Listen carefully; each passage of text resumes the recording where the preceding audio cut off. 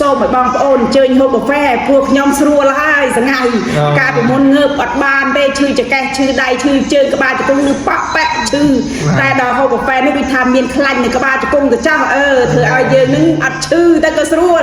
ចាសូមបងប្អូនចាបាទអ៊ីមានឈ្មោះអីដែរអ៊ីឈ្មោះអួនបារាំងឮថាអ៊ីបានភាសាកាហ្វេវែលមែនទេអ៊ីបាទហើយក្រោយពេលភាសាហើយនឹងមុនពេលភាសាកាហ្វេវែលវាខុសគ្នាយ៉ាងម៉េចដែរសម្រាប់សុខភាពរបស់អ៊ីផ្ទាល់ការមុនគឺខ្ញុំខ្សោយបេះដូ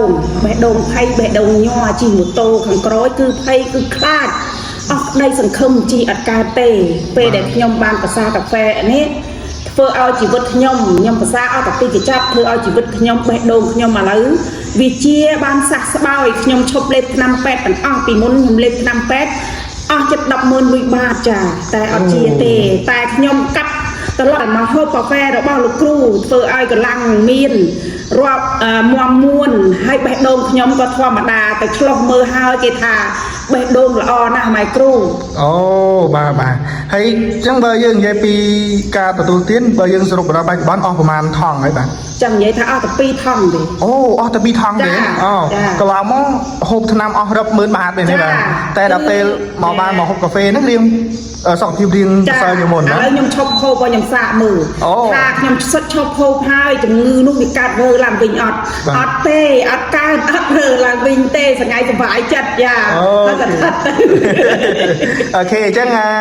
អ៊ីមានសារអីផ្ដាំផ្ញើទៅកាន់បងប្អូនយើងអត់ដែលអ៊ំអ៊ីដែលគាត់មានបញ្ហាសុខភាពដូចអ៊ីអញ្ចឹងណាហើយមានអីផ្ដាំផ្ញើទៅកាន់ពួកគាត់ឲ្យគាត់ផ្ដាំផ្ញើថាបងប្អូនណាដែលជារោគបេះដូងខ្សោយបេះដូងញ័រភ័យខ្លាចឈឺចង្កេះឈឺដៃឈឺជើងនោមពិបាកអីសពគ្រប់បែបយ៉ាងនៅក្នុងតួនិងរាងកាយយើងនេះសូមឲ្យបងប្អូនអញ្ជើញហូបកាហ្វេពួកខ្ញុំស្រួលហើយសងៃការពីមុនងើបអត់បានទេឈឺចង្កេះឈឺដៃឈឺជើងក្បាលជង្គង់ឬប៉ប៉ាក់ឈឺតែដល់ហូបកាហ្វេនេះវាថាមានខ្លាញ់នៅក្បាលជង្គង់កញ្ចោះធ្វើឲ្យយើងនឹងអត់ឈឺតែក៏ស្រួលចាសូមបងប្អូនអញ្ជើញមកចូលរួមក្នុងវែលនេះអញ្ចឹងណាបាទចាអូខេអញ្ចឹងអរគុណច្រើននេះអរគុណបាទ